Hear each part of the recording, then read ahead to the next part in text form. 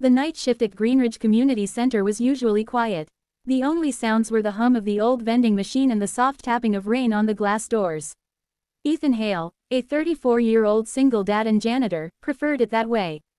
After losing his wife during childbirth, silence was the only thing that didn't hurt. He worked nights so he could spend the daytime with his 5-year-old son, Noah. Tonight, Noah had fallen asleep in the tiny staff room, curled up in his father's worn jacket like it was a blanket. Ethan mopped the floor slowly, his eyes constantly drifting toward the door to make sure his boy was safe. He wasn't supposed to be here tonight. He had begged his supervisor for the extra hours, not for himself, but because Noah had been asking questions lately. "Dad, did Mom really love me? Why didn't she stay to see me grow?" Ethan needed the money for therapy sessions, for answers he didn't know how to give. He was pulling a trash bag from a bin when he heard it. The slam of a door, followed by uneven, frantic footsteps. A woman burst inside, drenched, shaking, breathing like someone who had sprinted miles. Her clothes were ripped, her cheek was swollen, she looked around wildly, as if expecting someone to appear behind her. Her eyes landed on Ethan. "Please," she whispered, "hide me." Ethan froze. He had seen fear, real fear, only once before, in the hospital hallway the night he realized he might lose his wife. The woman before him had that exact same look. He didn't ask questions. He didn't need to. "Come with me," he said, guiding her toward the staff corridor, his voice low but firm. But before they reached it, the front door burst open again. 2 men in dark hoodies stepped in, scanning the room like hunters. The woman's breath hitched. She grabbed Ethan's sleeve. "They'll kill me," she mouthed. Ethan pulled her closer instinctively. Noah was sleeping just a few feet away. His fatherly instinct roared awake: protect, shield, defend. He placed her behind him and took a deliberate step forward, gripping the mop like a weapon. The bigger man smirked. "We're looking for someone." Ethan swallowed hard. "Nobody here but me." His heart pounded so loudly he was sure they could hear it. Noah, the sleeping boy, the trembling woman behind him.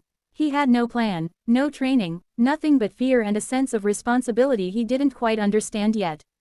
Then one of the men started walking toward the staff room, toward Noah. Ethan snapped. He stepped in front of him. "You're not going in there." "Move," the man growled. And that's when the woman behind Ethan whispered the words that would change all of their lives. "You're in danger, pretend I'm your wife." Ethan didn't understand. Not yet, but he nodded. He slipped his arm around her waist, pulled her close, and said in a steady voice that shocked even himself. "My wife and I are closing up. You need to leave." The room went dead silent. The men exchanged a look. And then everything exploded at once. Chapter 2, The Truth She Had Been Running From. The men didn't buy it. Ethan could tell from the way their eyes narrowed, the way their hands slid into their pockets like they were reaching for something worse than a threat. Ethan tightened his arm around the woman. Her name, he later learned, was Mara, and spoke through clenched teeth. "Follow my lead. Don't look scared." But she was scared, terrified. Her hands trembled as she slid her fingers around Ethan's, trying to mimic the touch of a wife clinging to her husband. She whispered, They work for my ex-husband. I ran away tonight. He has money, connections, he owns people." Ethan didn't know her, but the bruise on her cheek, the torn sleeve, everything told him she was telling the truth. The bigger man stepped forward. "Lady, your husband wants to talk. You come now, and this won't get messy." Ethan positioned himself directly between Mara and the men. "She said no. She doesn't get to say no," the man shot back. Ethan felt the surge of something he hadn't felt in years, a fire, a courage, a purpose.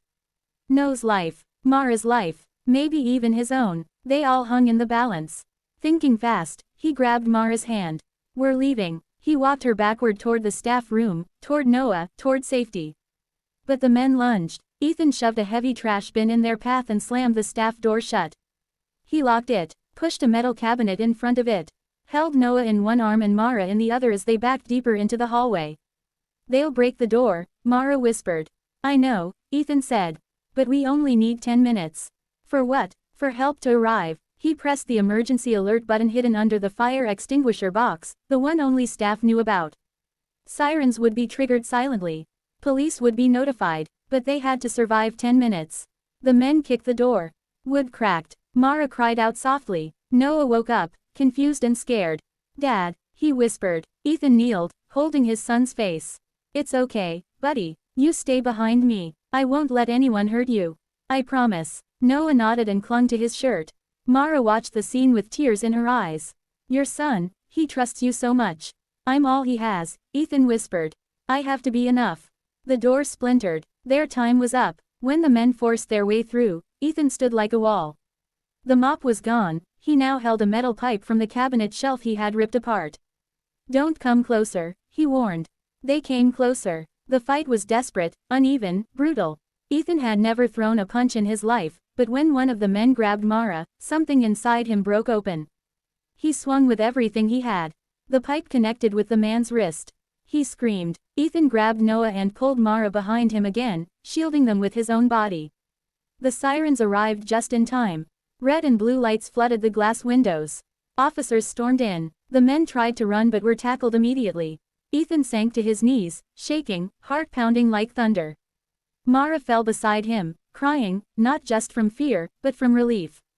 From gratitude. From disbelief that a stranger had risked his life for her. You saved me, she whispered. You saved my life. Ethan looked at Noah, then at Mara. He didn't feel like a hero. He felt like a broken man who had finally done one thing right. Mara wiped her tears. Ethan, I don't know where to go now. He'll come for me again. Ethan didn't think. He didn't calculate. He just said the words that came naturally. Then stay with us. At least until you're safe. Mara's breath trembled. Why would you help me more? Ethan looked at Noah. Because my son deserves to see what real courage looks like. And because no one should face danger alone. For the first time in years, Ethan felt something warm growing inside his chest, something like hope. Like connection, like the beginning of a story none of them had expected to write together.